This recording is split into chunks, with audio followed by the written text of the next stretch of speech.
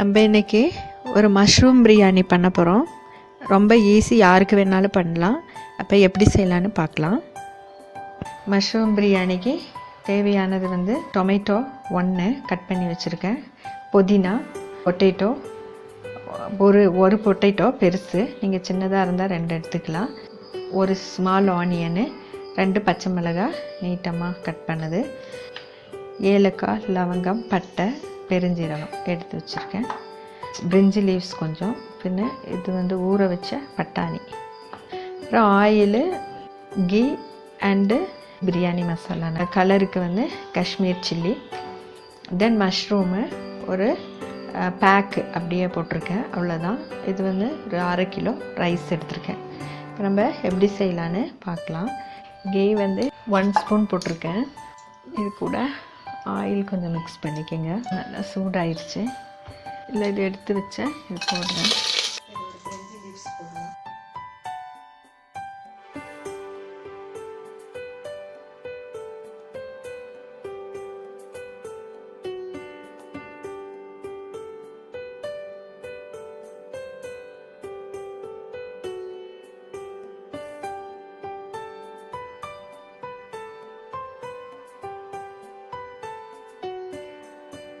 ginger garlic paste,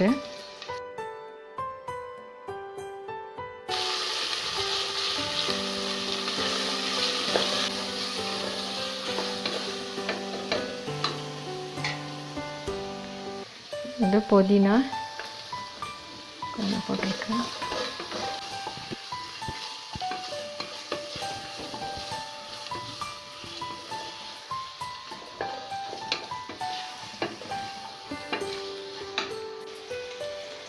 biryani masala போடலாம்,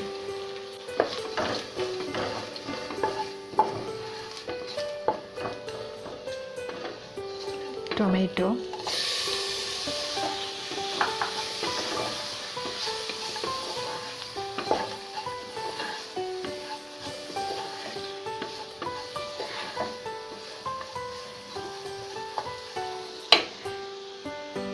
கொஞ்சம் salt போடுங்க,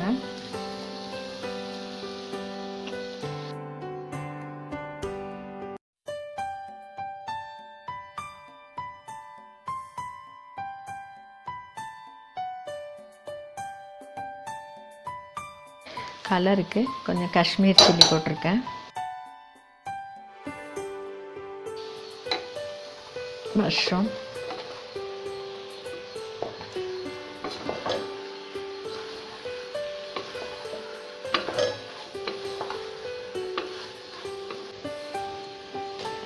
ஒரு பொட்டேட்டோ 1 பொட்டேட்டோ,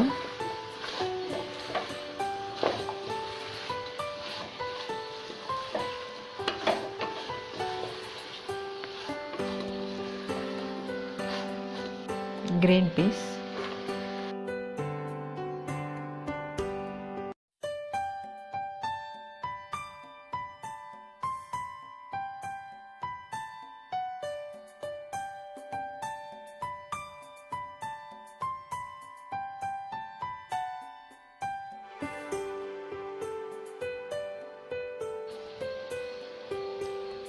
salt,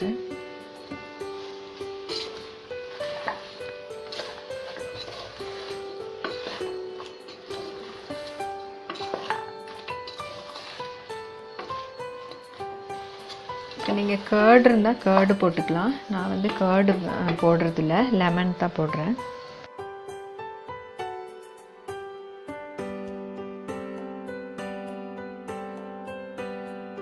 நம்ம இந்த ரைஸை போடுவோம்.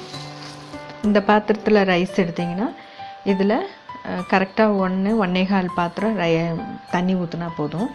அதுதான் அளவு நம்மளுக்கு.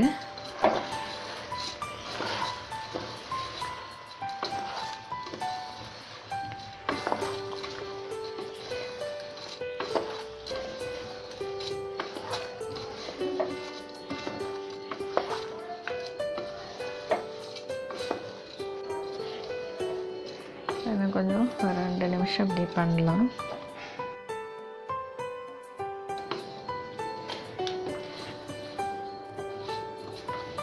நல்லா இதில் மசாலா பிடிச்சிருக்கு.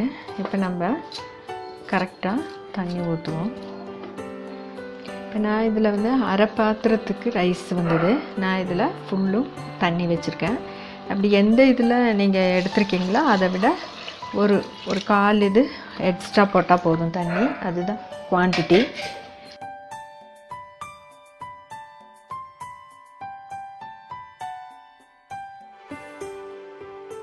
உப்பு இல்லைன்னா இப்போவே ஆட் பண்ணிக்கோங்க. கொஞ்சம் கூட உப்பு வேணும்.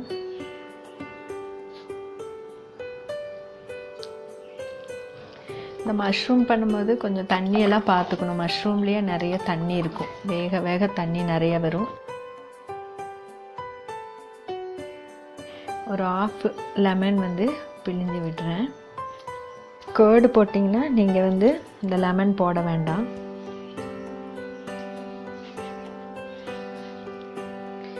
கலக்குவோம்.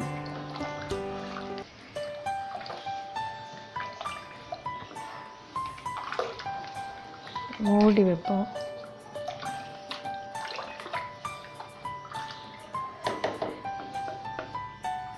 இது வேகட்டும். நான் வந்து விசில் வர வரைக்கும் நான் விட மாட்டேன். கொஞ்சம் நல்லா கொதித்து ஒரு 2 கொதித்த பிறகு நான் ஆஃப் பண்ணிடுவேன். அந்த ஸ்டீம்லேயே அது கரெக்டாக வெந்துடும். அப்போ எப்போவுமே வந்து நம்ம பிரியாணி வந்து ஃபுல்லாக ஒரு விசில் வர வரைக்கெல்லாம் வெயிட் பண்ணவே வேண்டாம். கரெக்டாக வந்து ஒரு 2 கொதி வந்தவனையே ஆஃப் பண்ணி வச்சிட்டிங்கன்னா அந்த ஸ்டீம்லேயே வந்துடும். ஒரு 5-10 மினிட்ஸ் கழிஞ்சு திறந்து பார்த்தோன்னா நம்மளுக்கு கரெக்டான ஒரு நல்ல ஒரு ரைஸ் அண்ட் பிரியாணி எல்லாமே கிடைக்கும். அப்போ நம்மளுக்கு கேஸும் சேவ் ஆகும். ஸ்மால் டிப்ஸு தான். திறக்கலாம். ஒரு விசில் வராமையே நான் வந்து நிறுத்தினேன். அப்போ தான் நம்மளுக்கு கரெக்டாக வரும். அப்படியே ஒரு 5 மினிட்ஸ் விட்டுறணும். அது ஸ்டீம்லேயே ஆயிரும் நம்மளுக்கு. பாருங்கள் எப்படி வந்திருக்குது. இன்னும் ஒரு 2 மினிட்ஸ் விட்டால் இன்னும் கொஞ்சம் நல்லா ட்ரை ஆன மாதிரி இருக்கும். இந்த குக்கர் சூடுக்கே வந்து அது வெந்துடும். ஒரு விசில் வர வரைக்கெல்லாம் வெயிட் பண்ணக்கூடாது. நம்மளுக்கு குழஞ்ச மாதிரியும் ஒரு மாதிரி கிடைக்கும். நம்மளுக்கு இந்த மாதிரி உதிரியாக கிடைக்காது. நார்மலாக சாப்பாடு செய்யும்போதே குக்கரில் அந்த மாதிரி தான் பண்ணணும். நம்மளுக்கு கேஸ் கூட சேவ் ஆகும் அந்த மாதிரி பண்ணும்போது.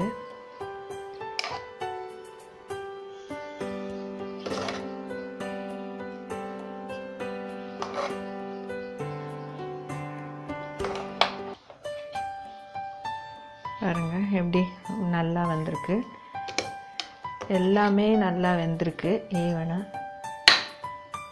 இன்னும் ஒரு 2 மினிட்ஸ் விடலாம். அப்போ கொஞ்சம் நல்லா உதிரியாயிரும். நீங்கள் எப்போவுமே ஒரு விசில் வரலாம் வெயிட் பண்ணாதீங்க.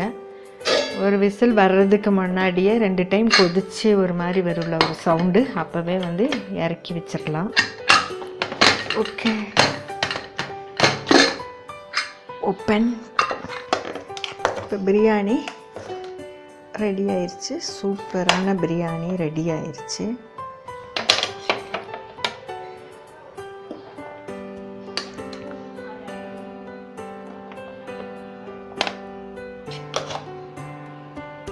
நம்மளோட மஷ்ரூம் பிரியாணி ரெடி ஆயிடுச்சு. நீங்களும் ட்ரை பண்ணுங்கள். பிடிச்சிருந்தா சப்ஸ்கிரைப் பண்ண மறக்காதீங்க. லைக் பண்ணவும் மறக்காதீங்க. தேங்க்யூ.